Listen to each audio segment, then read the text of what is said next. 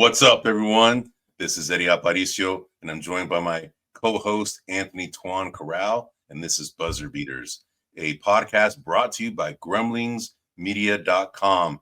You can find us on grumblingsmedia.com, Pandora, Facebook, YouTube, X, Facebook, pretty much any outlet you can find your podcast is where you can find Buzzer Beaters. And if this is your first time listening to us, shame on you. You should be listening to us. Anyway, we're on episode number 29 right now. And if you haven't seen us before, we are a podcast dedicated to basketball with an emphasis on the NBA. We'll go ahead and dibble and dabble in the NCAA tournament or NCAA men's at times. And we'll also dibble and dabble in WNBA. But WNBA is over right now, so it's pretty much focused on the NBA right now. Our intent is to go an hour each show. No more than that usually, but lately we have been going over about 15 minutes over. This is the holiday week, and our intent usually is to be live, but unfortunately we can't go live this week just because we had a pretty crowded day with other podcasts, and the producer can do all the live things. And this is not our normal day, so we normally do it on Wednesdays at 9 p.m. Eastern and 6 p.m. Pacific. But we're intending to do this every Wednesday from here on out after this week, because this is the Thanksgiving holiday week here in the United States. And for those of you here in the United States, I'm wishing you a happy upcoming Thanksgiving holiday. Please spend the time with your family and friends.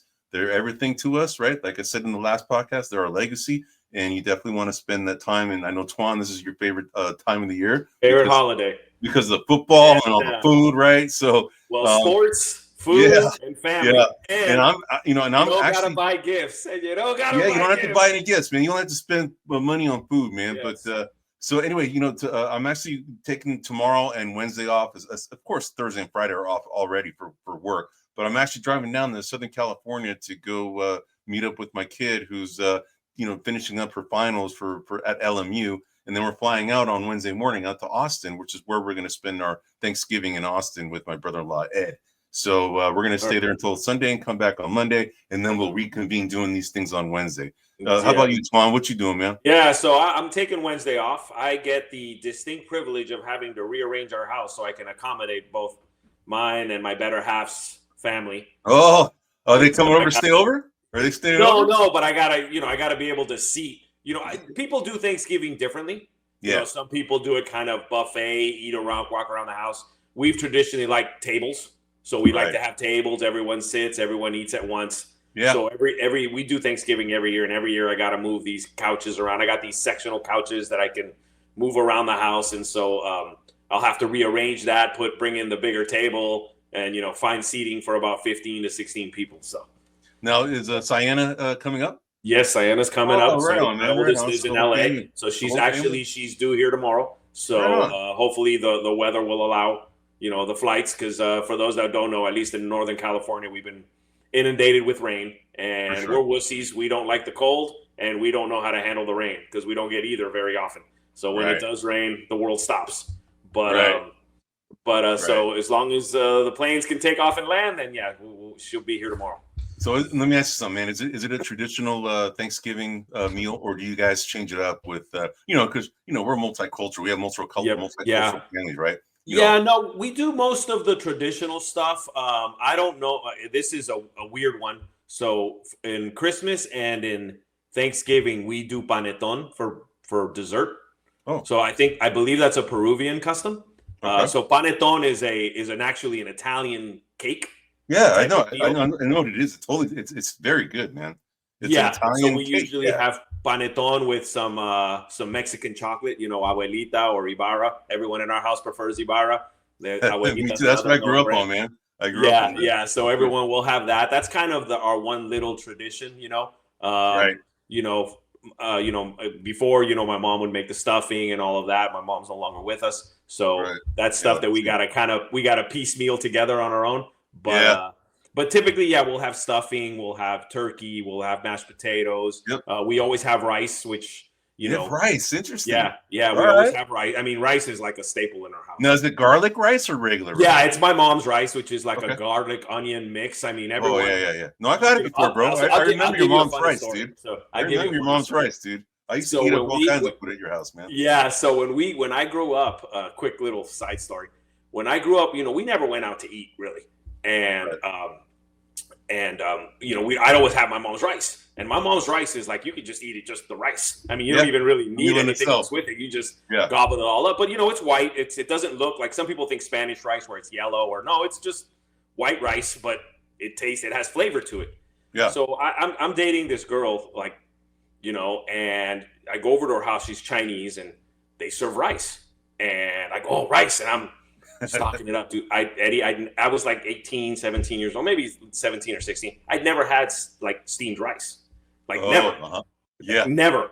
And so I take a bite of the rice, and I'm like, holy crap, these people don't know how to make rice. Like in my head, this is bland, dude. What the hell? In my head, I'm like, what's going on here? And of course, I was taught, you sit down, you get food, you eat your food, no complaints, no nothing. So I'm sitting there trucking through this bland white rice. I go home and I'm like, Mom, they don't know how to make rice. It tasted horrible. And then of course, after I ask around, people are like, dude, that's how they eat it. That's how, that's steamed rice. That's how most people eat rice. And I'm like, I didn't know. I didn't know.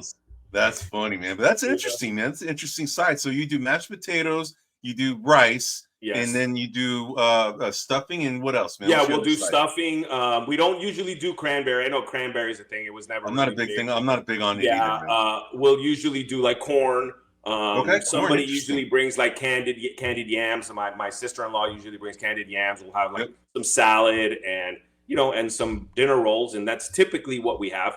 If somebody wants a little something here and there, like one of my brothers usually brings stuffed mushrooms. With bacon. This year for an appetizer, my wife's doing fondue, so we'll have a little bit of fondue there to start with and stuff like that. But the staples are always kind of turkey, mashed potatoes, gravy, of course. Yeah, for sure. Rice, corn, and that kind of from that. How about you? What do you guys usually have? Real quick before I go on to me, so Norm and Ken, are they coming over too? Yes, Norm and Ken. Oh, they're coming over too. My dad's coming by. And their families, man. Right on. Gail's mother and Gail's brother's coming by, so dude, we'll have a pretty loaded house. Woo, man, yeah. I mean, my brother's got 2 kids, so they'll all be trucking over. Yeah, it's fun, and like I said, it's my favorite because you got and I'm not, for those that know me, I'm not very good in the kitchen, but Thanksgiving is one of the times where I put on my sous chef hat, and I'll peel potatoes and I'll mush potatoes, and I'm just like. I'm the lowly, kind of command me, whatever you need me to do. And if I'm not doing anything, then I'll start doing the dishes and, running the dishwasher. Right. Things are kind of cycling through as we go, but that's usually, that's the one time a year I try to get involved. That and Christmas when we make tamales. Every Christmas we have my mom's recipe. We make tamales and, and I'll get involved there as well. Wait, so your mom made no? Are they do Peruvians make tamales?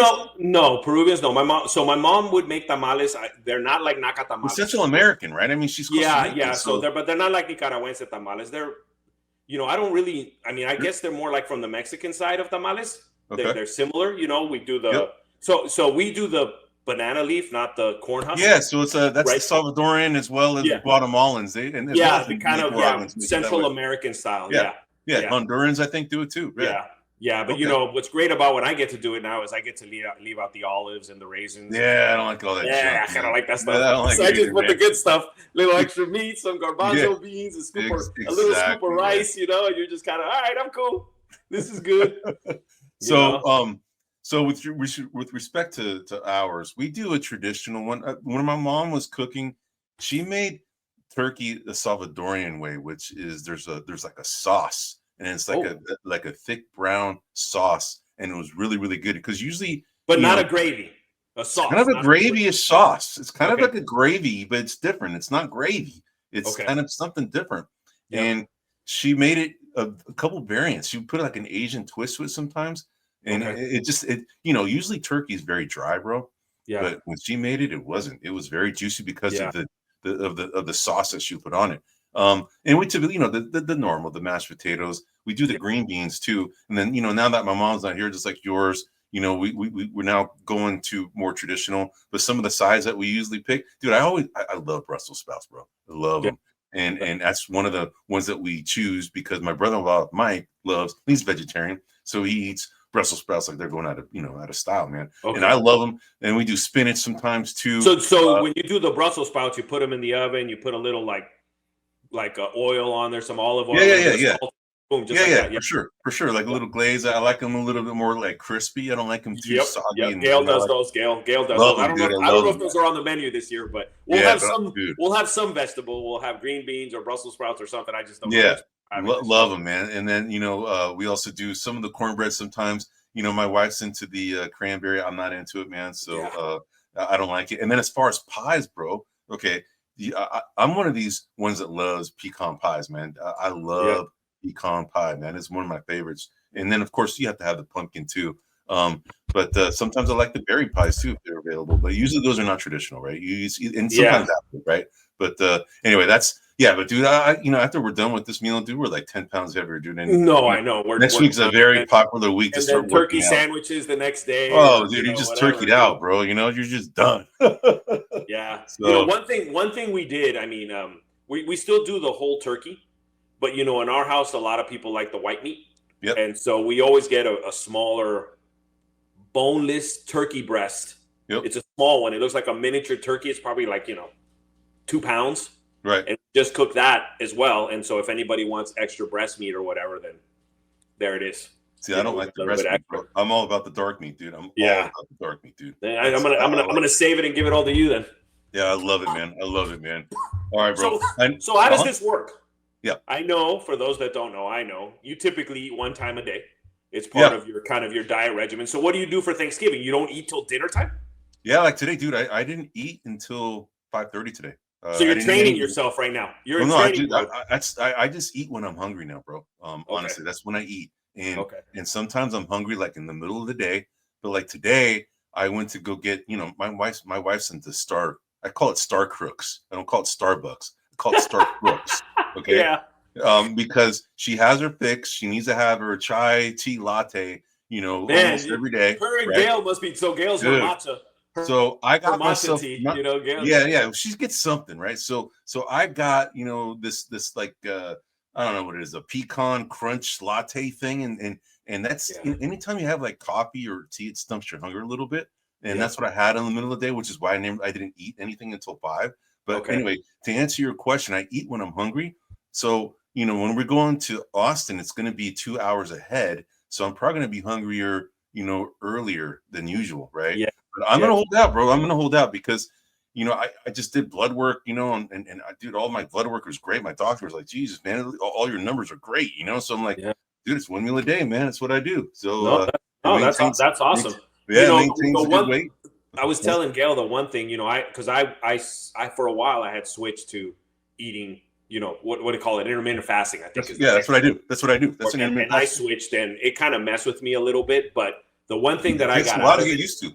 Yeah, the thing I got out of it now is I can go much like when I was younger. If I was a little hungry, I'd get hangry and I couldn't function. And I'm like, I'm hungry. I need to eat. Now I can go 2 or 3 hours with hunger. Like it's okay. I'll eat later.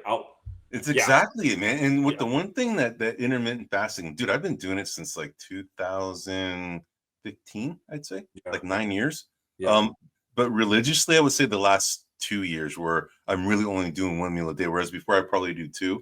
But dude, my body tells me when I'm hungry, whereas before I would eat because it's the time of day to eat. And that's why a lot of us get overweight is because we're eating when we it's lunchtime. Look, we got to eat, and you're not even hungry. Absolutely. So now I eat when I'm hungry. So that's why. Yeah, the one thing I can't shake, Eddie, is the snacking. I'll still you always make fun of me. I like my glass of milk. I always have my little glass of milk.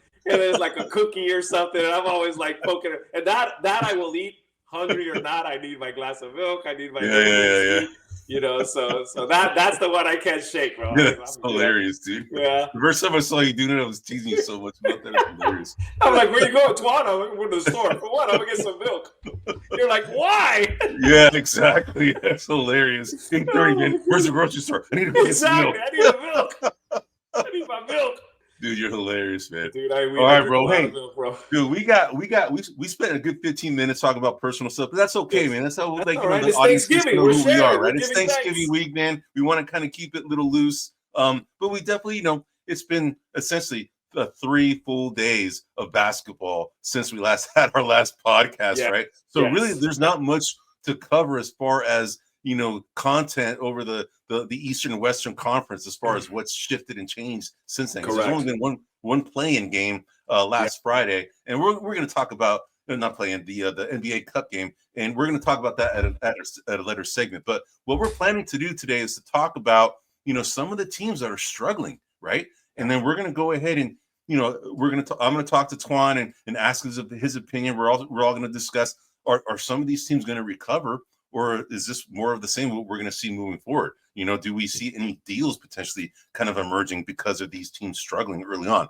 I picked like 4 teams in the East, 5 teams in the West, the ones that are pretty obvious. So we'll go ahead and delve into that.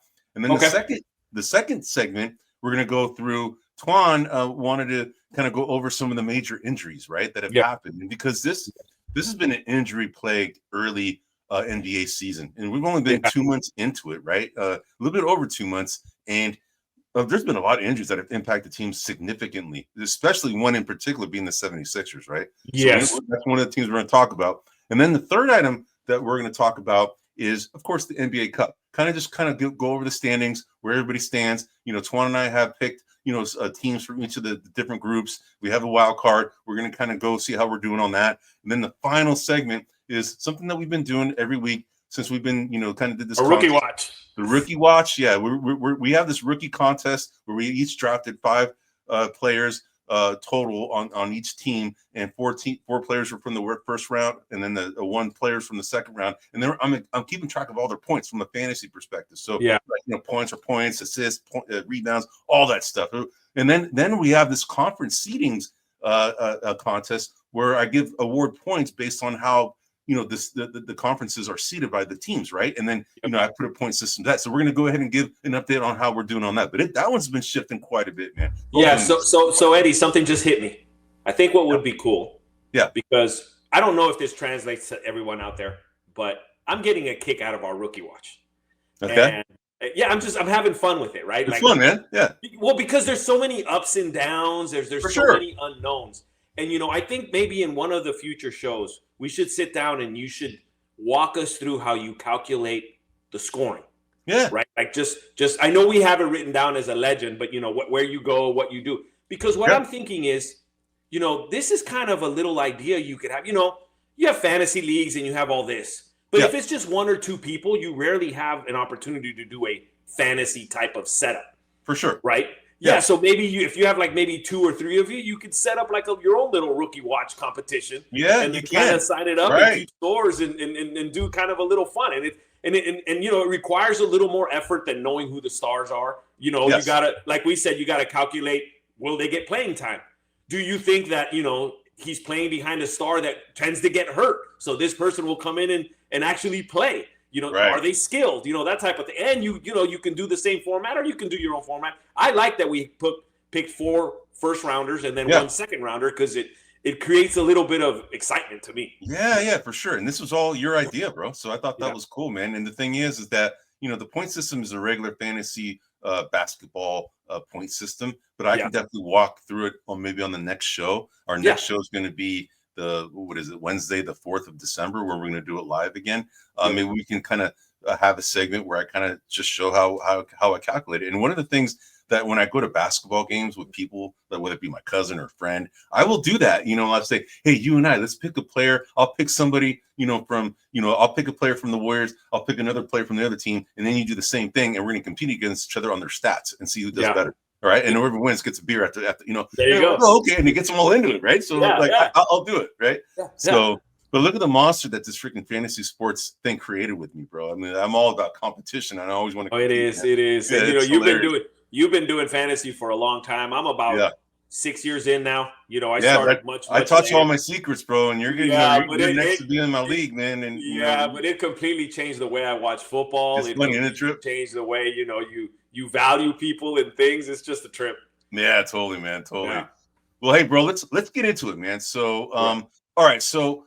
Of the teams that are struggling early in the season, I wanted to kind of point out some of the ones that are pretty obvious, and kind of wanted to gauge, get your perspective as to whether you think these guys are going to recover. If you see, if the struggle will continue, do you see a potential move being made, or do you think that this is just way too early? And it's way too early to panic and just let it all play out, man. So, if we look at, the net rating, right? And what I did is I put all of the information, let me go ahead and put a little banner because I do have a banner here for this.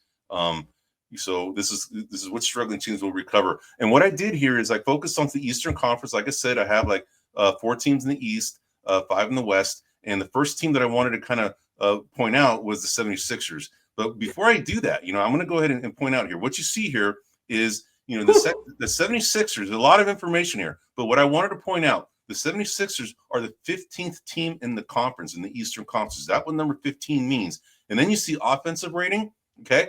They're 106.92, and they're the 28th ranked team with respect to offensive rating. Then you have defensive rating, which is 115.59. That means you're the 18th team in the NBA in terms of defensive rating. And then the total net rating is negative 8.67. That means they're the 27th out of 30 teams in the NBA.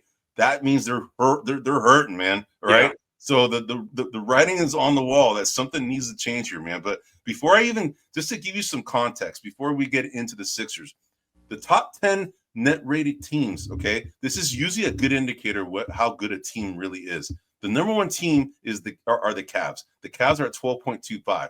Number 2 are the Thunder at 10.55. Number 3, the Celtics at 9.56. Number 4, the Warriors at 8.54. Number 5, the Rockets at 8.28. Number 5, man, the Rockets in the NBA.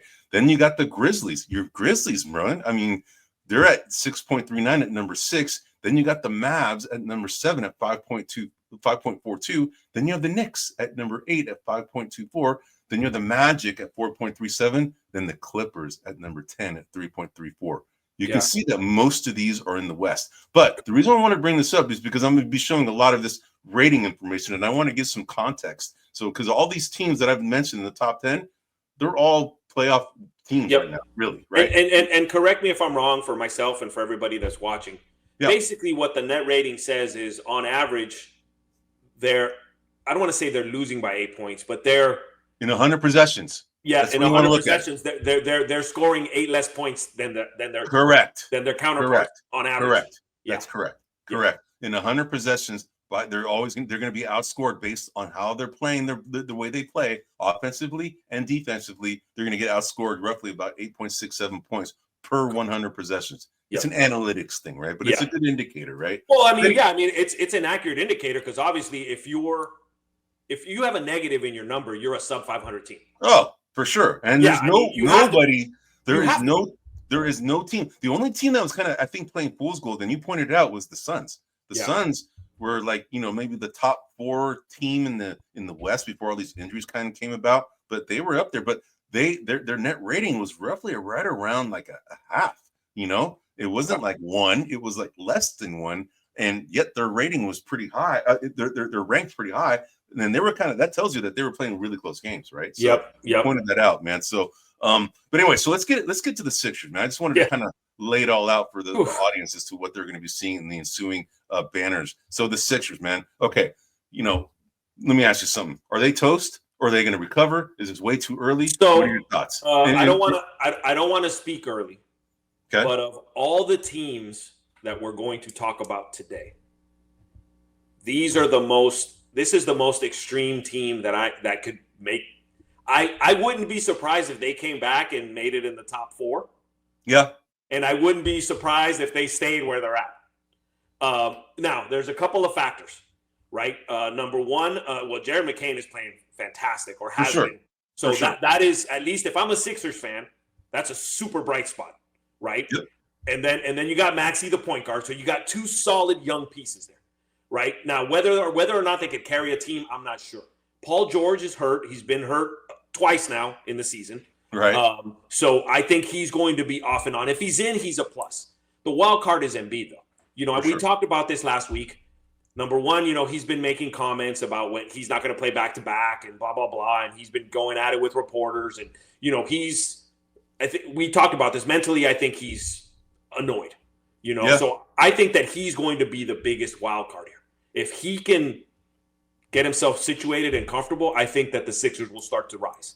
And I think that net rating will get into the positives.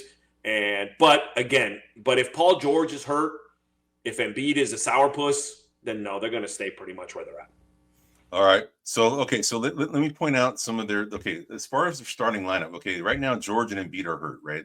We don't know when they're coming back. What the team that they're putting out there right now is Maxey at point guard, and of course Maxey was hurt, and then Embiid and George were playing, and then when Maxey comes back, both those guys get hurt. They have yet to play all three together yet. Okay, we're almost 20 games in the season right now, man. It's crazy. All right, so you got Maxey as a point guard. You have the shooting guard McCain, who you already brought up as a bright spot, and I agree. He's definitely the odds-on favorite right now to be Rookie of the Year. Right now, of course, it's going to change, right? But it's all about scoring, right? And with the which is unfortunate. We're going to have a show about that because we're going to. It is entirely too offensively weighted. It is. It's very much offensively weighted. And we, in our past rookie watches, I talked about the analytics and showing, I showed kind of the side-by-side comparison of the analytics ranking versus the subjective NBA.com rankings, right? Yep. And that's all based on. So we'll go ahead and we're going to revisit that on a frequent basis throughout the season. But anyway, so we have McCain as a shooting guard. Then we have Kelly Oubre, who's the starting small forward, who realistically probably shouldn't be a starting post. He's really like more off the bench kind of guy. He is. Right? He is. Then you got, Caleb Martin, guy from Miami. He's a good player, man. He's a good player. He could be a starter. He could be a rotational piece. And then right now you have Andre Drummond as their starter. And sometimes you have this Yabusele guy who comes in. He came from the Boston Celtics. He was drafted by the Celtics, I think, and now he's kind of been wandering around the NBA. But because they're forced to play this type of lineup, and you can see why they're hurting right now, man, because a lot of these guys are kind of not really stars, except for maybe Maxey and an emerging star and potentially McCain, right? But all these other guys are more glue guys. They're more rotational pieces. And then if you look at the other rotational pieces that they have coming off the bench, you have Reggie Jackson, right? He's been in the NBA for quite some time. You have Eric Gordon, another guy. These are smaller guys, dude. Then you have, either Andre Drummond or Yabusele. That's pretty much it, bro. All right? That is it. So they're very, very top heavy. Don't forget Kyle Lowry. Kyle Lowry too, right? I forgot about it. Thank you very much. Yep. But if we look at all this, they're very top heavy, man. They need it. Okay, when you have George and Embiid in the lineup, you have Maxey, George, Embiid, McCain, Martin. I mean, that's a pretty good starting five right there, right? When you have all those guys. But then you got a decent bench with Lowry on the bench, Reggie Jackson on the. I mean, it's not a great bench, but it's better than like the Denver bench.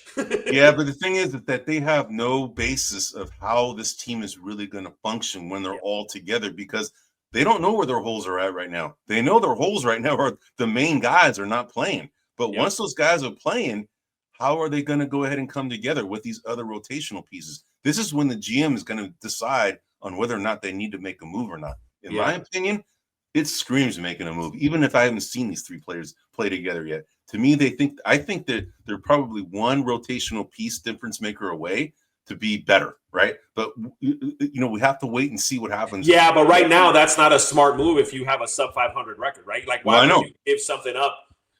So the first thing they got to do is start playing like they want to win.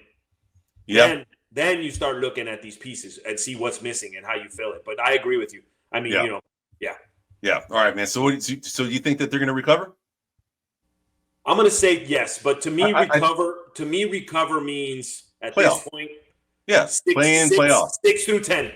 Okay, 6 through 10. And I tend to agree with you just because they're in such a big hole. The saving grace that they have that they play in the Eastern Conference. If they were in the West, they'd be toast. They would. The record alone would have them. They would be toast in the West, man. No, all right. And this is the ideal team where I can see them being a play-in team at the later stages. And if they get their act together, they're going to be the kind of team that no one wants to play. No, I agree, because they're top heavy, dude. I mean, they'll find their rhythm. They find their rhythm. If they start clicking at the right time, no one's going to want to play them, and they can upset the apple cart. Yeah, I agree. Yeah. All right, man. Let's go on to the next team. All right. So the way I have these ranked is I'm going from worst to least worst. Right. But they're still underperforming or underachieving based on what everybody thought they should be, where everybody else thought they should be. So Eddie, let's do something as you're going through this. Yeah. Because I don't want to repeat our data. Really quick, just on the Philadelphia 76ers, just on injuries, we talked about it already. So, Joel Embiid, Paul George, Kyle Lowry, those are three key pieces that are injured. So I'm not going to go over that again when we get to the injury section. We're kind of embedding that. So I'll kind of embed that as we go. Yeah, and I would say that those injuries are very, very huge. especially the top two. Oh, they're make or break for this team. For sure, dude. I mean, there's a reason why they're struggling is because, I mean, Embiid and George, those two alone would make any team a lot better as long as they're playing, right? Correct. So, and those two happen to be on the same team and they're both out. Well, it's not only their talent, but it's also their paychecks. Their paychecks limit a team, have other resources. So when they're out, it's like a double hit. You lose the talent, and then you have nothing behind them because you spent all the money to get them. Yeah. All right, man. So let's go on to the next team. All right. So the next team in the East I have are the number 8 seeded currently Indiana Pacers. You can see that their offensive rating, they're 14th, defensive rating, they're 23rd, and the net rating, they're 21st. Okay. Now this team is way underperforming where everybody thought they should be. All right. Now their injuries are Andrew Nemhard's been out, Ben Shepherd has been out, Aaron Nesmith, all right, Isaiah Jackson and Wiseman, both those guys are out for the season, right? Those three, Naismith, Jackson, and Wiseman, is who I had on my list. Not so much because of their impact, but because of the minutes that they would use, the distribution of minutes amongst players, where you don't have to tax your primetime players 30+ minutes a game. Yep. And you know what's interesting is this team has lost 6 of their last 9 games, man. All right. So they're on a slide. They are sliding big time, man. And, you know, because of these injuries right now, here's your starting 5. Okay. Now they won tonight. Okay. And the standings that, you know, we are going to review later does not include tonight's results. But point guard Halliburton. All right. Then you have a shooting guard. You have Quentin Jackson. Okay. Some guy you probably never heard of. You have Ben Mathurin, who's coming off the bench usually, but they had to insert him in the starting 5 because of Nesmith being out. Then you have the power forward Pascal Siakam, and then you have center Miles Turner. I mean, it's still a very dangerous 5, but without, you know, with the Quentin Jackson being kind of the unproven guy. We're not saying this guy's not good. You know, he's an unknown right now, right? Then you have rotational pieces. You have T.J. McConnell, you have Obi Toppin, Jarris Walker out of Houston, and then you have Johnny Furphy right now, right? Now, you know, if you have Nemhard come back and you have Shepherd, Nesmith, then all of a sudden you're looking at a pretty decent, long, you know, deep squad, right? But those guys are nowhere to be seen, and they're digging themselves a hole right now, man. They're number 8. They have a lot of room to recover. But let me ask you something: do you see these guys? Do you think they're toast, or do they recover? So I'm going to lean towards toast. Interesting. Now, and I'll explain why. You know, it's hard to be a high-powered offense all the time. Yeah. It's just hard. Offense doesn't travel. You know, you get tired. What would save them is if they drop that defensive rating. They're currently 23rd. They got to get 15 or better on defensive rating, to me, for them to start making an impact. And because to me, this seems like the team, like, they'll be off this year, and then next year, because they have a short season, they'll come back gangbusters on the offensive side. And then it's kind of one of those where if they stay offensive minded, they're kind of every other year. I know what you're saying. They're the Run TMC Warriors, man. Yep, exactly. And we've seen this show before. And although it's exciting when it's clicking, it's not something you can put in your luggage and take with you. It's not sustainable. It's not sustainable. So to me, what I'd be curious about. So right now, I'm going to stay with toast, because I don't see anything like defensively changing on the horizon. They'll get some more offense, you know, but nothing. I don't see anything particularly changing. But if that defensive rating, if they can get, like I said, to 15th or higher and keep their offensive rating or improve it a little bit more, then we're talking about something. But right now, where they're at, I think they're going to stay pretty much. They're going to be about a 500 to 5 under 500. Yeah, I mean, that's what the ratings will tell you right there. Yeah. And if you're at 14, 15, you're going to be right in the middle of the pack. But just to remind everyone, last year, they were the number 2 rated offensive team in the history of the NBA. Okay? In the history of the NBA. Yep, right? One behind the eventual NBA champions. Right. And they were the number 1 in the history of the NBA at 11.71 net rating. All right, as far as net rating. But as far as offensive rating, they were number 1 too. Boston Celtics. These guys were number 2. These guys right now at 113.56. They're a far cry, and primarily it's because some of their injuries. Right? They sustained a lot of major injuries that disrupted their rotation. So this is an unfair question, but maybe you know. because I haven't been watching it like in this way. Have they been playing mostly Western Conference teams or mostly Eastern Conference teams that you know of? It's pretty much more. It's pretty divided with mostly Eastern right now. So if it's mostly Eastern, then this number scares me even more. Yeah, I know. I hear you. Yeah, I hear you. But I'm just going from the top of my head just by remembering. I haven't looked, but I'm kind of just I do watch these games regularly, and I'm just trying to remember. But I think it's right now mostly Eastern Conference, because if you look at the Warriors, they've been playing mostly Western Conference teams. Yes. Right now. So I think early part of the season, most teams play within their conference first, and they don't go outside the conference. They dibble and dabble outside of the conference. I'm taking a peek right now, Eddie, and it is, and the Eastern and the Western Conference teams that they've played is like New Orleans. Yeah. Dallas was pretty good at the time they played them. Houston. They're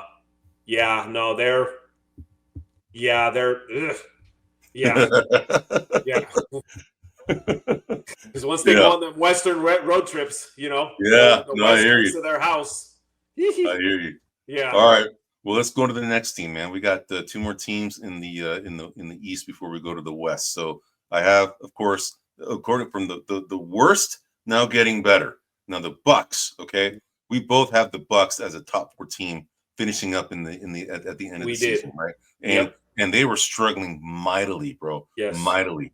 But what's happened over the course of the last week and a half, right? Now you can see their offensive rating 15th, defensive 17th, net rating 16th. That tells you kind of roughly in the middle of the pack. But in the middle of the pack. But last week and a half, they've won 6 out of the last 7 games. Yes. Okay?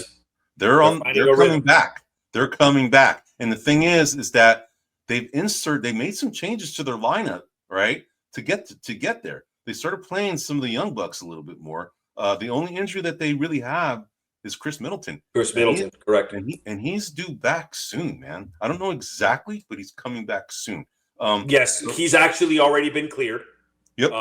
And so I think he's just working on his endurance. His endurance. Stamina.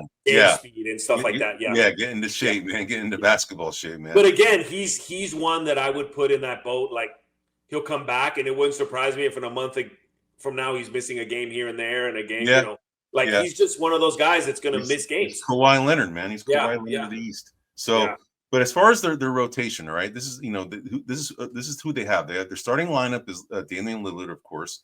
Then they have the shooting guard Andre Jackson. Okay, he's been inserted in the starting lineup. He's more of a defensive-minded guy. Got leaps galore, man. Okay, I don't know if you've seen this guy jump, but he's got I'm not huge hops, dude. All right. Then you got Taurean Prince.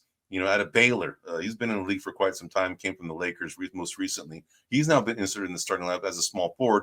And then you have Giannis, of course, and then you have Brook Lopez. And as far as rotation, you have Bobby Portis, who's actually a really good 6-man kind of player. Then you have Gary Trent as another forward who came out of the Raptors organization. Then you have AJ Green, who's kind of this sharpshooting guy who's kind of younger. And then you have DeLon Wright, who came from most recently the Miami Heat.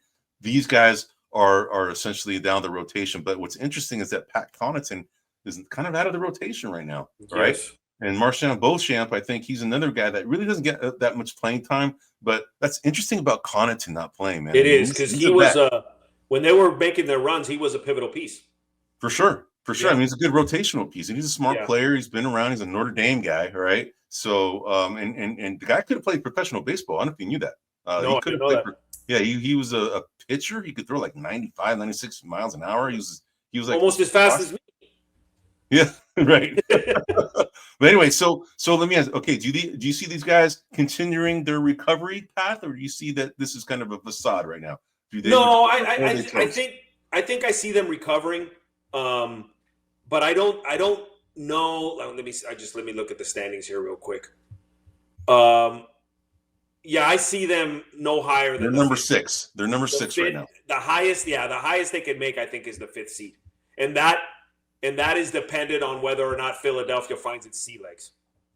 Yeah, we'll see. Yeah, I mean, the Philadelphia, they have to go on a serious tear to even. I mean, luckily, if you look at the Eastern Conference standings, I mean, the Milwaukee Bucks at number 6 are 8 and 9. Okay. the first sub 500 team in the West, I think, is like in the 11th or 12th seed, or maybe even later. It's crazy. Yeah, that it is. right? It's the 12th seed. The Kings are the first under 500 team. Yes, at the 12th. Okay, and we're talking about here the 6th. Okay. Yeah, and and in the East, the 10th seed is 4 games under 500. Yeah. You're seeing the discrepancy, man. So that's the saving grace for the Bucks, is that they play in a weaker conference. And if they were in the West, it'd be done. They'd be done, dude. It's the bottom line. They'd be right there sniffing, the Utah Jazz, right around that area, man. Yeah, I just don't see them going past the Knicks, the Celtics, the Cavaliers, the Magic. I don't see them passing those teams. Okay, so you say that they're on the rise, but you don't see them getting past where we thought they would. You don't. Best case scenario for them is 5th seed. Okay, and that depends on the Heat, right? Depending on which Heat we're getting, because they've kind of been off more than on. But so to me, like, I would think that they would probably 5th or 6th seed at best. Is what I'm thinking. All right. So let's go on to the next team, man. All right, I have we're going from the worst to now kind of not so bad, right? Now the Knicks have also made a serious recovery. Now you can see that their net rating, they're the number 2 offensively rated team in the league. And I don't know if you saw this tonight, but they played Denver in Denver tonight, and they whipped Denver's butt, dude. They were with Jokic. Jokic was playing, man. So they had Jamal Murray, they had Michael Porter Jr. They don't have Aaron Gordon yet, but dude, they were fully, other than Aaron Gordon, they were fully staffed, and they got their butts kicked. They were losing by almost 30 points, man, at one point, right? And they were just on. So now something seems to be clicking, because now they won 6 out of their last 9 games, but they did lose to the Jazz most recently. Okay. Now, any NBA team can beat any NBA team on any given night, right? Just kind of like any given Sunday for football. But, these guys have definitely risen to the occasion, because for a while we were kind of going, whoa, something's up here, man. Something's wrong with this team. But what's interesting is that they're mostly a defensive-minded team, but their defensive rating is still kind of like in the bottom half of the league. So to me, Eddie, there's still something wrong with this team. So what I mean by that is, if they find a way, because look, I feel fairly confident in telling you that defensive rating is going to go up. They're gonna lower the number, and they're going to go higher in the rankings. I think they're going to finish right around top 10, somewhere in the 12 to 8 range. Right? For defense. Correct. Okay. Somewhere in the 8 to 12 range. Right. The question for me is going to be, as that number gets better, will the offense get worse? Probably. It has to, dude. I mean, there's a lot more energy spent on defense than exactly. But if they find a way to keep that number, that offensive number, relatively close to where it is now, and drop that defensive rating, obviously everyone's going, well, duh. But what I'm saying is, if they improve their defense and keep their offense where there is, look out. Yeah, I mean, this team is talented, man. I mean, everybody had them picked in the top 4. The top 2 in the East and the top 2 in the West. Yep. They did the Final 4, right? A lot of people had these guys, including you and I. We both had them up there, right? And Mitchell Robinson has, speaking of injuries, he has yet to play this season. He's back on, so he's going to help. Yeah, he's coming back, and so is Precious Achiuwa. He's kind of on his way back. Miles McBride was hurt, but he started playing again tonight. So Correct. He did play tonight and contributed. But their starting lineup, because of these injuries, have been Brunson, Bridges at small guard, then you have small forward Anunoby, and then you have power forward Josh Hart, and then you have Karl Anthony Towns.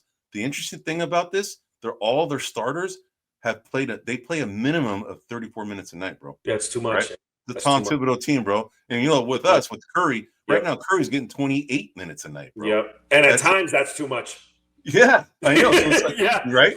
But their rotation, dude, they have Cameron Payne, right? He's been the journeyman guy, is a guard. Then you have Tyler Kolek, who's the guy who came out of Marquette. They drafted him.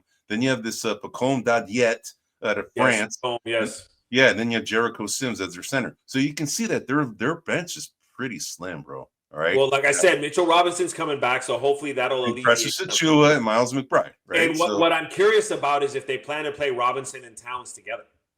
That'll be interesting, because that's kind of what Towns was used to when he was playing at the Minnesota Timberwolves. I think Towns likes being a power forward more than he does being a center. No, I agree, man. I agree. So do you see these guys on the path to recovery? Or yes. Well, I think they're on the rise. I agree. I agree too. I think that I'm going to make a proclamation here. All right. Well, let's see how it plays out. I think that they'll either surpass the Knicks or the Cavaliers in the rankings. They'll end at the 2 seed. Yeah, but they're talented as hell, dude. They are, but they'll end at the 2 seed. Who's one is up for debate. Whether one is Boston or one is Cleveland, we can have that discussion. But I think they're going to end up in the 2. Oh wow, okay, interesting. Yeah. All right, interesting. I see these guys. We both picked them. I think in number 2, if I remember correctly. I think that they're on the rise for sure. This team is too talented. Yeah, we both have them as a number 2 seed. By the way, both of us had it. So I agree. This is not a facade. They're on their way back, man. So the Knicks are back. All right, let's go to the West, man. So so we have the Pelicans again. I'm starting from the worst to the least, but these are all still disappointments, okay? Yes. Because they're not where they should be based on where we thought they would be at the very beginning of the season. All right, they're right now the number 15th seeded team in the West. You and I, we had these guys, in the. Let me see, we had them in the Pelicans. Where are they? I forgot where we had them. Anyway, here we go. Pelican. I'm in the wrong conference. I had them in the number 6 seed, and then you had them at the 7th seed. They are a far cry from that. They're at the 15th seed right now. But you can see their offensive rating and their defensive rating. They're at the very, very bottom. And it's understandable. Net rating is at number 29. It's understandable, dude. These guys have been snake bitten by the freaking injury bug like I haven't seen ever, dude. It's crazy. They have lost 10 of their last 11 games, okay? They have lost. DeJounte Murray is on his way back, though, okay? He's coming soon. You have Zion next Williamson. Games, from what I hear. Yeah, it could be any time in the next week. He's coming in. You got Zion Williamson, we know he's going to miss games too, right? He's like Kawhi Leonard Jr. Then you have Herb Jones, who's been missing out too, and he's like an all defensive guy in the league. He's been out.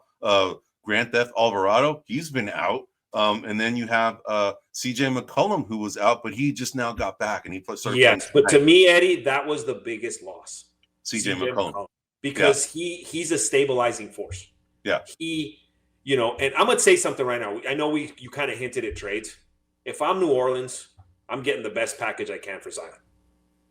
Yeah, and there'd be GMs out there that would fork out so. Yeah, I'll find a sucker in Atlanta or Charlotte, wherever, dude, or somewhere. Sure. And what do you give me for Zion? Because, dude, Zion's extremely talented, but he just plays so little. You can't build anything around. Yeah. Availability, right? It's the biggest ability is availability. Exactly. That biggest ability is availability. I agree. And he just doesn't play enough, man. If I'm New Orleans, I'm like, who? I'm hearing voices. I'm hearing offers. What are you going to give me for Zion? What you going to give me? And not because I don't like him. Yeah. And not because I don't think he's good. It's just because, dude, he's gonna miss 20 to 30 games a year. Dude, you got this lineup that they're throwing out every night, dude. It's like a freaking who's who in the G League, bro. All right, it's not really that bad, but it's kind of like almost there. But they're also missing Brandon Ingram, right? Brandon Ingram was scratched tonight. He didn't play tonight. But here's their starting lineup: Elfrid Payton. All right, remember Elfrid Payton? He cut his hair now. He doesn't have that big old dude. He doesn't have that freaking weekend do anymore, man. But anyway, he was on the couch maybe about 3 or 4 weeks ago, man. He wasn't really playing in the NBA, he's right? Starting. So he's starting. Then you got Trey Murphy, who just came back, right? And then you have Javonte Green, who I think played for the Bulls. He's been kind of getting some run. Then you got, of course, Brandon Ingram normally. Then you have Daniel Tice. But as far as the other guys, Robinson, Earl, Trey Jameson, Brandon Boston, Antonio Reeves, who they just drafted, and then Hawkins is another guy that they just, dude. I mean, all these guys are kind of like unknowns, man. So it's no wonder that they're the number 15 seed. But let me ask them: are these guys toast, or do you see they're toast? They're toast. You think they're toast? I think they're toast. I mean, I think they'll have a run maybe here or there, but I think they're toast. They're not. Yeah. Unfortunately, they dug themselves a big hole, but. The Cavalry's coming back, dude. DeJounte Murray's a player, man. I hear you, but the thing I'm calculating is Zion's going to come in and out of the rotation. They got to get some familiarity with DeJounte. right? Like all of that's going to take more than the runway that they have now. Okay. Because they got to make up lost games. They got to make up Zion popping in and out. DeJounte's got to get familiar. I think they're toast. I think that they have something in there. I think they're going to be a playing team. I think they're still going to be a playing team. All right. I think they have too much talent once everybody's back. I mean, I hope you're right. I hope I want them to, do well. I think there's a lot of good players on there, but I just don't. There's a lot to overcome, Eddie. I hear you, but dude, if you have DeJounte Murray, CJ McCollum, Brandon Ingram, Zion Williamson, right? Then you have, I guess this newly acquired Yves Missy, who's now their center. I mean, that's not a bad squad. No, it's not, but they got to familiarize themselves. Zion's going to be coming in and out of the lineup. Like, that's the things that I've got to like. DeJounte hasn't played hardly any, if any, just preseason maybe. He hasn't played at all. I think he's only played preseason. That's when he got hurt. So that's it. Yeah. So I'm saying they're going to be a playing team, right? Plus, furthermore, DeJounte's got to come back from his injury too. Yeah. I know, like fractured hand, I think it was. Yeah. So how long is that going to take? But he's ramping up, man. He's about to come in anytime. Right. Like, could be next week, man. I'm saying even when he's back, he's got to start trusting his hand again and do all that. Yeah, I get you, man. I get you. All right, man. So let's go on to the next team, the Kings. Okay. Now, dude, they are a disappointment right now. This is a quandary, bro. The Kings are the equivalent to the Niners. What? Why? How? You guys should be way better than this. Way better than this. But they have no excuse for not being.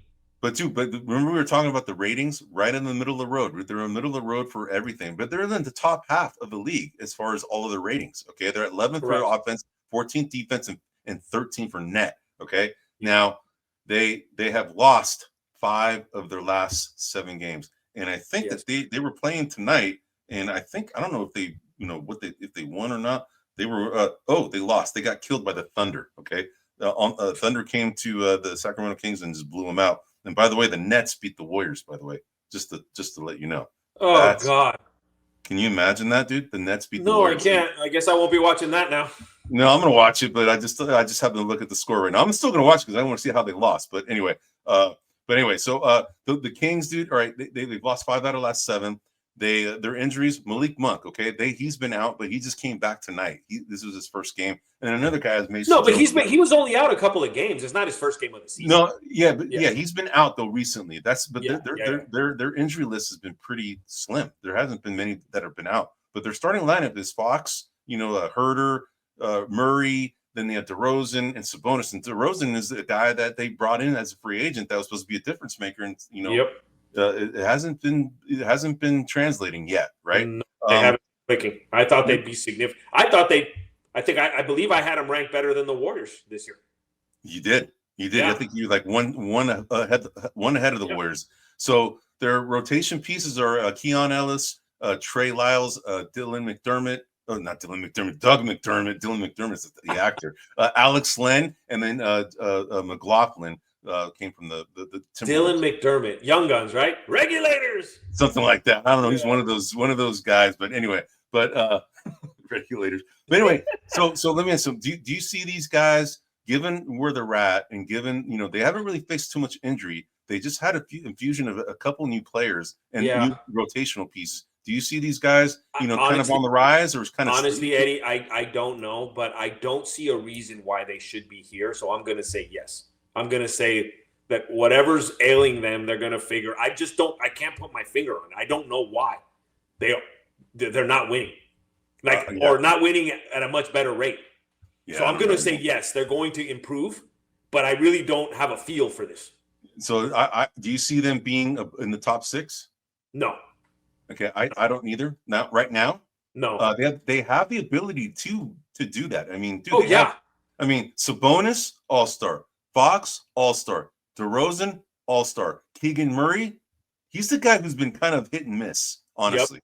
Yep. He's supposed to be their outside threat, and he hasn't really shown that he's consistent yet. So Malik Monk, solid piece, man. Yeah. And that's what I'm saying. They have solid players. So that's what I'm saying.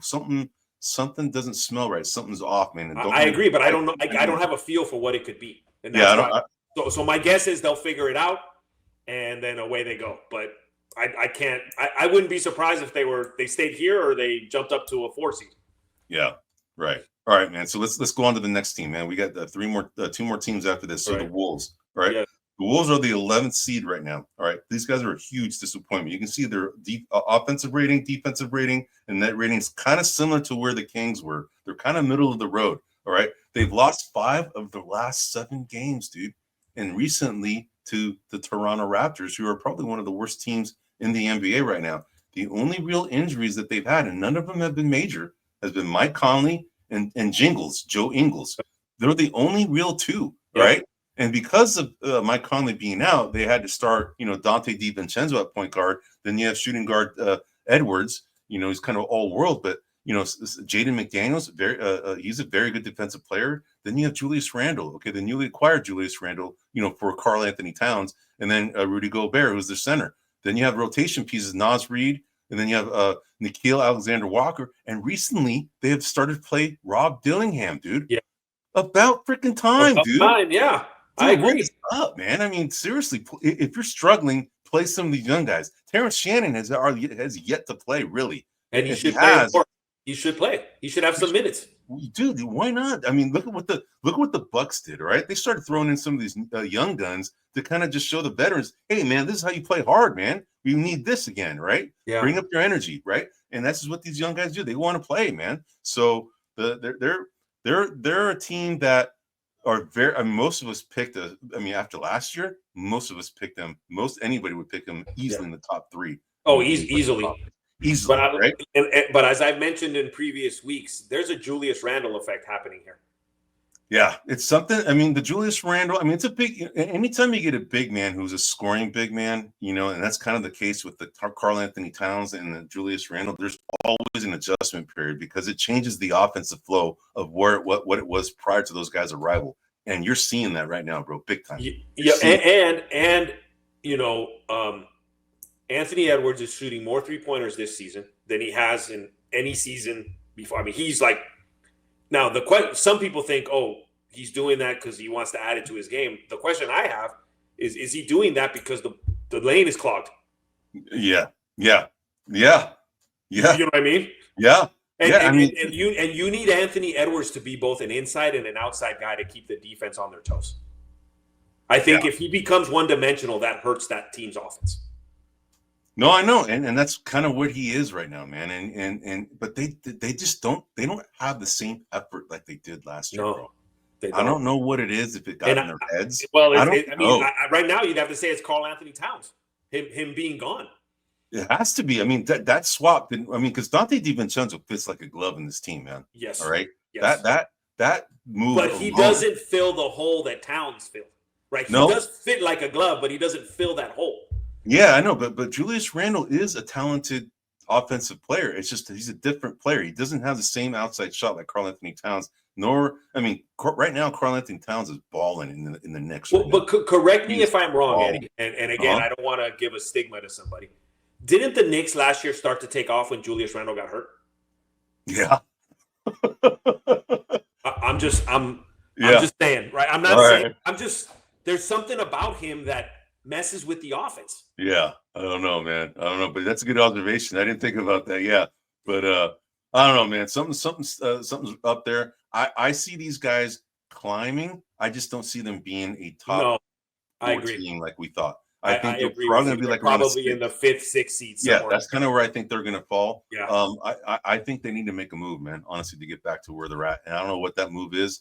Maybe I don't know. Their defense has suffered. Look, they were the number 1 ranked defensive team last year. All right, they're a far cry from that. Not even close. No, it's not. Is it because of Karl Anthony Towns? Well, Karl Anthony Towns isn't even a defensive piece. Dude, is it because of Kyle Anderson? Is it because of yeah. I mean, who is it, man? Is it Monte Morris? He's gone. You have McLaughlin, who plays for the Sacramento Kings. He's gone. He already played. So what happened? Anyway, man, we don't know. Well, Slow-Mo's a good observation on your part, Eddie, because I think he's a good locker room guy. He's a good glue guy. He's a good, kind of those intangible things. He's good at that. And I don't think it's like he's the reason, but he's a little piece of the reason. Yeah, dude, I don't know, man. I don't know. But they're a disappointment. And I'm sure the Wolves fans out there that are listening to this, it's just rubbing and salt in their wounds. Right now. Well, So like I said, I think if they can figure it out, maybe they can trade Julius Randle for Zion, and that way, they're yeah, but Zion Williams doesn't solve their problems either. That's the problem, man. They should probably just, I don't know who they need, man. We have to think loud. We have to think about this one, but there's definitely let me ask you something. Would you want him on the Warriors?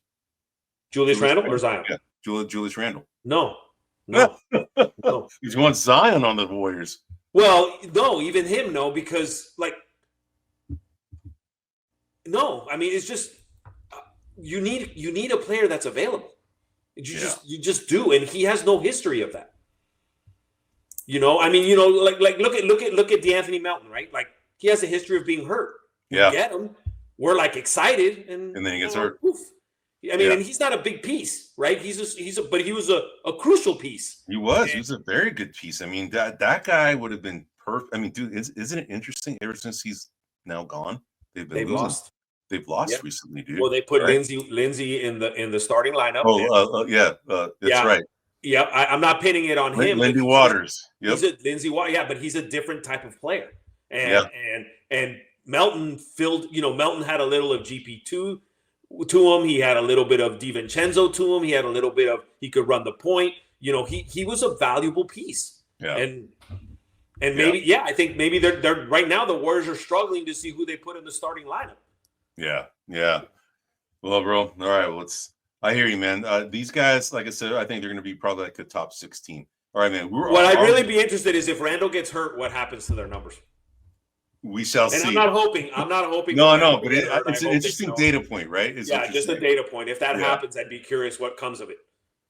All right, man. So let's go to the last two teams, and then we'll go to your segment on the injuries. I think. I mean, we're going through it now. So we're going. We don't have to. We'll just pass all that, man. All right. Because I mean, we're talking through it now. We're doing as we're talking through it. All right. So now we got the Mavs, right? Yes. They are the next number 9. They're the number 9 rated. Number 9 seeded team right now in the West. They are offensively rated. They're very good. Defensive rated. They're top 10. Net, they're at 7. Right. So what the heck is going on with these guys, man? So they have lost 5 of their last 9 games, man. Let me ask you something. The only real injury that they've sustained recently is Luka Doncic, and then Dante Exum, who's been out too. But which is killing my MVP. That's who you picked. MVP. That's who you picked, and I picked Tatum. So, let me ask him: do you think that these guys will recover, or do you think that what you're seeing is what you're going to get? Well, this is another offensively strong team, but they have more talent than the Pacers. Meaning they have more consistent scores. Kyrie can score. Luka can score. We'll leave Klay out of it because Klay, I think, is going through a midlife crisis right now. But those two guys are a little more consistent. I think they're just going to have a down year. I don't think it's like raise the alarm, change things around. Right. I just think they're going to have a down year. They went all the way to the finals last year. I think. And that taxes you. They're a little tired. They're worn down. They're just. You see that. I mean, the Warriors make 5 straight finals, man. It's like playing a whole another season, right? Exactly. And you knew they were wear on you eventually. Yeah, it just wears on you. And and Kyrie's a little older, and Luka's still, he's relatively young still, even though he's played a lot of professional games. But I believe in Europe, you play like once a week. Kind of, it's like football in Europe. It's not like here. And so I don't know if he's still acclimating to that. And with the postseason, it's just going too far. And then Klay, I think Klay's being forced to accept what he is, not what he thinks he is. Yeah, I hear you. That's a good call, dude. Yeah. That's a good call. Yeah, his ego is having a hard time swallowing what's going on. It is. Yeah. And I admire him for that. You know me, I'm the biggest Klay fan in the world. But, I still like him, dude. I mean, but he's it's going away little by little. And at some point he's gonna have to come to that realization. Yeah, I think the sooner that he realizes, I think he'll be happier, dude, honestly. Yeah, I agree. So you just got to accept his new role, and that's it. So so as far as I think, and one thing that I was observing was I noticed, obviously these ratings are for all 30 teams, but the Western teams look to be higher than 500, but yet have a closer to 500 record because it's offset by all the weakness in the East. In the East, yeah. Yes. So even though these numbers are, I think every time I see a Western Conference, there's like a 2 to 3 point buffer that I would say that, if you're actually comparing them in the West, they're probably, like, I would say maybe they're closer to 10th in the West than they are to 7th. If you're just doing it just in the West. So remember that I read off the top 10 net ratings? Yeah. 6 of those teams out of the 10 are from the West. Yes. Okay. The only teams in the East are the Cavs, the Knicks, the Magic, and the Celtics. Correct. Right? Those are the only ones. Right. And, and of all those teams, they're higher than the Mavs. So that's what I'm saying. You have an offset of about 3 because of all the weakness in the East. Right. Yeah. So these guys are throwing out a starting lineup of Kyrie Irving right now because Doncic is out. Then you have Thompson as the shooting guard. You have Quentin Grimes, who's kind of a rotational defensive piece, but he's now being put in the starting lineup. He's been playing well. Yeah, he has been playing well. PJ Washington, Derek Lively, that rounds out the starting 5. Then you have Najee Marshall, who's been playing very well for this team. Daniel Gafford, who's been a good centerpiece for them. Well, Gafford was the starter last year, right? Didn't that? Yeah. But now Lively's taking over as a starter. So, and then you have Spencer Dinwiddie, and then Maxi Kleber. So it's a pretty decent, rotation. But they need Doncic. Without Doncic, this team is not going to be that good. They do. They're going to be decent. They're just not going to be a difference making. If I'm not mistaken, they beat Denver in Denver without Doncic. Wow. Hey. I think so. I don't think Doncic was playing that game. So okay. All right. Hey, they have the talent, man. I think that's more of a knock on Denver than it is a compliment to Dallas. Yeah, I mean, Denver's just shallow, dude. They don't have that much depth, man, at all, dude. I mean, we saw that early on that they were going to. And of course, they lost their draft pick. I think it was Day'Ron Holmes. I think he ruptured his Achilles in the Achilles in the preseason. And that sucks, man. I mean, that's 3. It's just size, right? It's just. I mean, they have a lot of size, but can't ever hurt to have more size. No, I know. I hear you, man. Yeah. All right, bro. This is the last team, and then we're going to go on to their next segment, right? So we have the Suns, all right? They're the number 8 team. The offensive rating, you can see their top 10 defensive rating at 22, net rating at 19. Now, remember, before all of this started happening and unraveling, they were a net rating team, like right in the middle, like 0.5, right? A little bit above 1, okay? A little bit above 0, not essentially 1. But, they've lost 5 of their last 7 games, all right? Yeah. They have, injuries. Okay, we have Durant, but he's coming back tomorrow, supposedly. He is. And you have Bradley Beal. Beal's been out a couple of games. But he's supposed to be coming back tomorrow as well. Yep. Okay, so now, tomorrow they should have their full starting 5, and that would be, Tyus Jones, Booker, Durant, Beal, and then you have Nurkic, right? That would be the starting 5. It's a pretty formidable starting 5. Then you have Grayson Allen coming off the bench. Royce O'Neal coming off the bench, Mason Plumlee, Ryan Dunn, Monty Morris, Oso Ighodaro.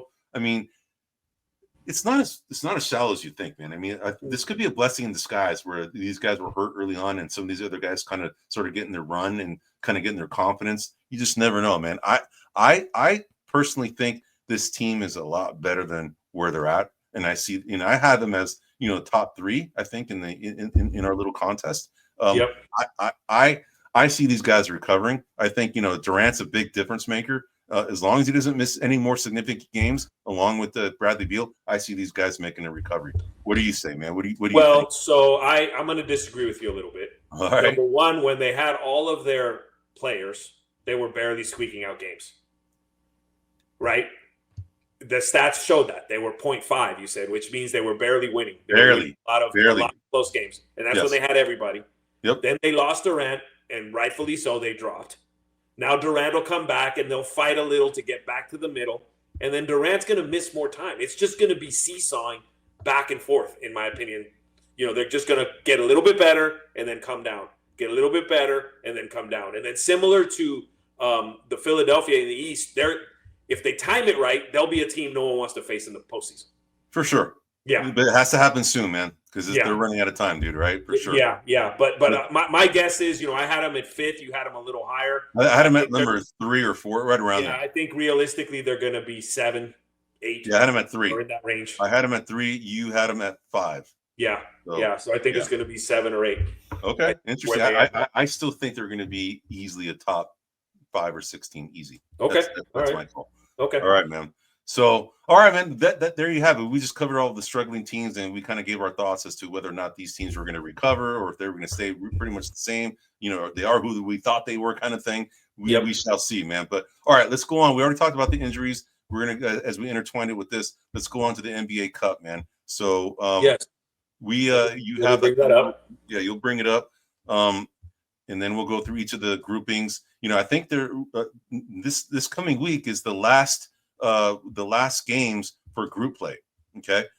So this week is the last week for group play. And then we're now in group A. And in group A, we both picked the Knicks, and we're looking pretty good because the Knicks just blew out the freaking Denver Nuggets, and they're going to be rolling in strong coming in next week because I think that every team plays 4 games.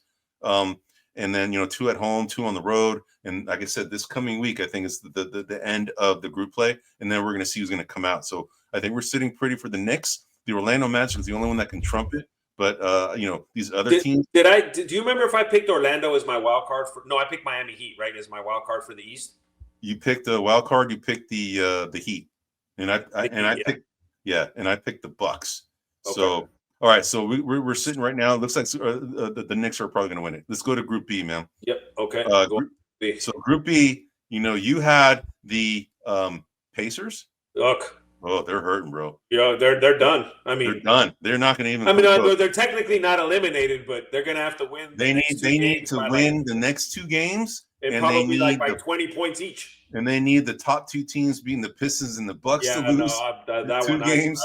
They're hurting. Miami Heat, I have them too, so they're not like sitting pretty either, man. I mean, I think neither one of us are going to get points here, but the thing is that I have the Bucks coming out as the wild card. Now, if they go into the playoffs and they're not necessarily the wild card, we haven't come up with a point system on that. We have to figure that out, right? Yeah, well, I did. I just really quick, I did catch the Detroit Charlotte game. They were playing one night, and I'm watching them. Eddie, yuck. Detroit? Just the game, yuck. Oh.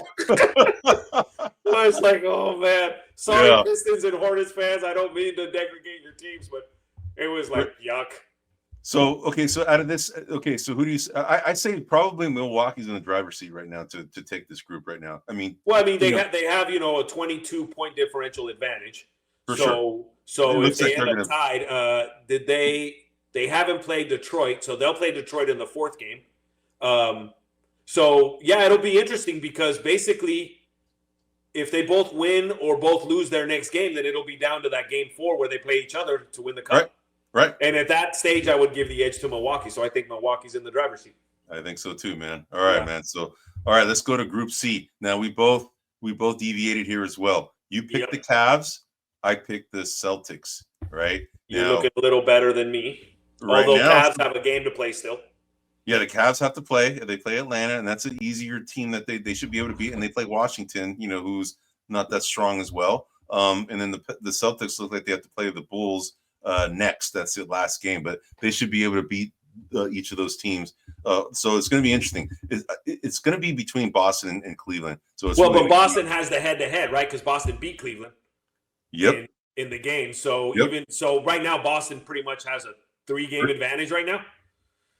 It looks pretty good, man. So I think it's going to be Boston 1, Cleveland 2. So you'll get that one. All right. I think I'm assuming. Oh, I took the Heat. Man, I left Boston completely out of the mix. All right, shame on me. Yeah, yeah. So I have the Bucks as coming out of the wild card. You have the Heat coming out as a wild card. And by the way, we haven't come up with a point system. Probably the point system that makes sense is probably 2 points if you get it right for that group. And then if they make the playoffs as a wild card, but you didn't pick them, we'll just assign a point. But if you get it right, you get 2 points, right? Okay. We'll just make it like Sounds good. Sounds good. So then we'll figure that. And then when we get to the elimination, we'll come up with our own little contest on that too. All right. So let's go to the West, man. So we both are sitting pretty because we both picked the Rockets, and it looks like the Rockets are sitting pretty. They have to play Minnesota. They have to play Sacramento. Both those teams are pretty. Look at that point differential, Eddie. Yeah, I know. That's crazy, dude. I know. They're not only winning; they're destroying. Dude, this team is legit, dude. Legit. Okay, they are scary, and they're young and they're hungry, man. That's what's scary about them. All right. All right. So we're good on that as far as the group A. So Group B, this is the one where we're going to be interesting. So you have the Lakers. I have the Thunder. All right. Correct. So right now, it looks like the Lakers and Thunder are going to play in Game 4. So this coming week looks like it's going to be the deciding. But the Lakers are going to play Phoenix, and the Suns are going to be. It's tomorrow. Actually, no, it's not tomorrow. It's going to be on Tuesday. So So Tuesday is the game. Yeah, it is tomorrow. Tomorrow's Tuesday. Shoot. Tomorrow is tomorrow, Tuesday. Tomorrow is when Kevin Durant and Bradley Beal come back for that game. So it's going to be interesting. We shall see what happens there, man. But there's some points to be made here. I think that was a pretty gutsy call that you picked the Lakers, man. Honestly. Yeah. But you're looking pretty good because they're at the top right now. Well, and I picked the Lakers, and then I picked the Thunder as my wild card team, if I'm not mistaken. You did. You picked the Thunder. Yeah. I picked the Suns as the wild card.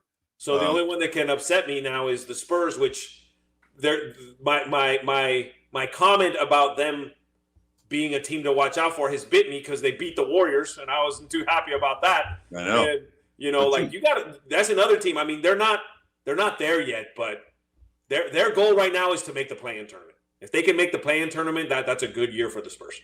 Yeah, and dude, I mean, they're playing well. I mean, they playing well. The Warriors, and I don't know what this means now. The Warriors have lost 2 games in a row. This is the first time this happened, right? They've lost to the Spurs, and then they lost now just recently to the Nets. Well, and to 2 teams that they were favored. They were favored in, yeah. Yeah. And they barely beat the Pelicans, and the Pelicans had nobody, all right? Yeah.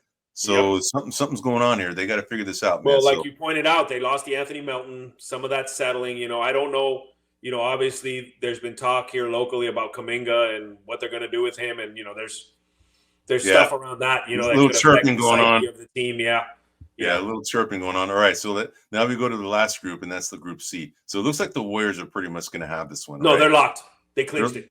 Yeah, they clinched it. All right, so it's a done deal. So we both got that one right. So we got 2 points for that. So the only real difference is going to be the wild card, and then once we'll find out by the end of the week, and then we'll come up with points. And then once the elimination round happens, we'll go ahead and come up with our own brackets for that too as well. We'll do that. All right, man.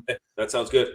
Cool. All right, man. So let's go to the last segment, man. This is our rookie and conference seedings. Oh, that's right. Let me go ahead. All right. So this is again. These are teams that we both selected before the season, and these are rookies. And this is the game that Twan and I did to compete against each other, and we thought it'd be a good thing maybe for you guys out there to kind of come up with your own little game against some of your friends, and maybe you pick a couple of rookies to compete on a weekly basis to see how they do against your team, right? So anyway, fantasy. Yeah, exactly. So what you can see here is that my team is at the top, and then Twan's team is right below it. And you can see that the totals that you can see, I didn't have that shown last week. What we have are the totals for each of the teams. Now, which players are having the biggest impact. And right now on my team, Alex Sarr right now is the biggest contributor on my team. And then on your team, you have Resurgence. Okay. Correct. Resurgence. And that's interesting. They're the top 2 picks of this last draft. Resurgence being number 1, Sarr being number 2. Right. But what's happened here is that you've made up some ground. Okay. You have come back from I had a huge you were down by a huge deficit, right? Like almost 500 plus points. But what's happened, bro, is that you needed what happened here to happen, and that is Zach Edey got hurt. Okay, and he hasn't played in the last 3 games. That's a good point. That's a good point. That hurts me big time because look at that. With those 3 games that he has missed, he is still very close to being my top point getter on my team. Castle being probably the number 2, but he'd be easily the top point getter. But this is what you needed. And then what also happens, Cody Williams has fallen off big time. All right. Yeah. Then Filipowski's hurt as well. So he just got hurt. So that's why you got a 0 on game number 16 is because of that. But you can see like in game number 15, you came back. Game number 14, you took a lead. You have 118.8 points versus 86.5 in game 14. And then in game 15, you also made up ground there as well. So in this game right here, coming up in game 16, depending on what Sarr does, we're going to be pretty even, right? We're going to be pretty close. Yep. It's getting closer and closer, man. All right. It is. So, it is. And Bucelis, for me, started off, if you scroll here. Yeah. He was doing very little.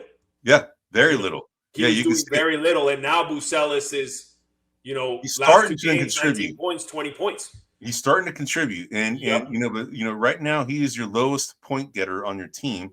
But he's starting to make up ground. But Reed Shepard's starting to get some playing time now too. So it's going to be interesting. Dalton Connect is the guy who's definitely emerged on your team. Yeah, he was the one that blew up in the middle here. Hopefully he can keep it up, but we'll see. Yeah, for sure, man. All right, man. So this is fun. Like I said, I like this. This is fun. Right on, man. So let's go to the standings, man. Let's go to the. Let me go ahead and probably get rid of. Oh, let me get rid of this. All right. Actually, no, that doesn't really. Yeah, so you can see right here, what we did is, if you look at the columns, I've already gone through this before, but the West is kind of in orange and the East is kind of in blue. And then you have Twan's rankings going before mine on each of these conferences. Well, this is funny. We're tied. We are tied total. And you can't see it, but you can see right now. Yeah, there we go. 42-42. So you can see that the way that our point system is, and I have it kind of listed here, is that we have 5 points if you get the seeding correct. And then you get 3 points if you're only 1 off in either direction. Yep. And then 2 points if you're 2 off in either direction. And then I just go ahead and tally it all up. And you can see that you're ahead of me by 1 point in the West. And I'm ahead by 1 point in the East. But our predictions in the East are closer. Yes. We're more off in the West than we are in the East. Now, if we were to like nail this, man, we would have 75 points for each conference. Yeah. If we were to nail it, okay? Now, that would be 5 points across the board if we got each seeding correct. You can see that we are far from perfection right here in the West. We're a little bit closer in the East, but we're far from it, man. This is going to be changing on a week-to-week basis. But, things are starting to settle out right now, bro. And you're going to start seeing little deviations from here on out. So, but that's it, man. This is the standings of where we're at right now. We're going to go ahead and review this every week. Yep. And this pretty much is our show. We just wanted to go ahead and kind of go over some of the struggling teams that we thought, could potentially make a comeback, or, are they going to continue the way that they are? We had arguments for both the Eastern Conference teams. We picked about 4 teams in the West. We had 5 teams that we went over, and then we kind of dibble and dabble in the injury. Kind of the impact of some of these teams that have been snake bitten, like the Pelicans, big time. Yes, they got Pelicans are probably the worst. They've probably missed the most games. They're the ones in the West, and then in the East, I got to say it's the Sixers. For sure, man. For sure. The Sixers and the Pelicans. And you can see these injuries make a difference, right? If you're one of your star players gets impacted, you're done, man. Your season is pretty much toast. And one thing to note on the injuries is Porzingis is due back. He played tonight. He played tonight. He started tonight. Yeah, he played tonight. But Hartenstein came back too, by the way. Yes. He played tonight too. Thank you. Yeah. So maybe the loss of Chet Holmgren will be less felt now. Yeah, for sure. And they just blew out the Kings big time on the road, right? They just came out, and they just blew the Kings out. But anyway, so then we dovetailed into the the Emirates NBA Cup, and then we talked about how we're going on that, and we're going to come up with a point total and see how we're doing on that. And then the final one is just the rookie and conference seedings contest that Twan and I came up with. It's a good little idea for you guys to kind of compete with each other for the remainder of the year as well, man. It's fun, and I'll go over probably the next show kind of the point system, so you can kind of see how I calculated all of this, so you can kind of see it, so then you can kind of do it on your own at home and do it with your friends and family. So, but anyway, that essentially marks the end of our show. This is Anthony Twan Corral. I'm Eddie Apparicio. This is Buzzer Beaters. You can find Buzzer Beaters on any podcast outlet, but primarily you can find us on grumblingsmedia.com, but you can find us on Pandora, Spotify, Google, YouTube, Facebook, X, pretty much any outlet you can find a podcast. And what was that last one? Said you name it. You name it. Yep. You can find us. Just remember to call out grumblingsmedia.com on any of these platforms like Rumble and YouTube. So, but anyway, this marks the end of our show. We want to wish all you and yours a very happy Thanksgiving. You remember to go to the gym the following week or do some kind of form of exercise, because you're going to need it from all that eating that most of us are going to be doing here in the United States. But not if you're a vegetarian like your brother-in-law Mike. There's no protein in there. Just right. All carbs and leafy greens. Exactly, man. But anyway, happy Thanksgiving to you and yours, and we'll see you again next week. Next Wednesday, be here. We're going to be here live at 9 p.m. Eastern, 6 p.m. Pacific here on Wednesday, December 4th, and we're going to continue our NBA coverage. Yes. Anyway, this is Buzzer Beaters, and happy Thanksgiving, and we are signing off. Hey everybody, this is Big John from Grumblings Media, and I just want to say thank you for watching our content. If you want to support our efforts here at Grumblings Media, just smash the subscribe button right here, totally free, or just go ahead and consume more of our great content. Click either one of these 2 boxes.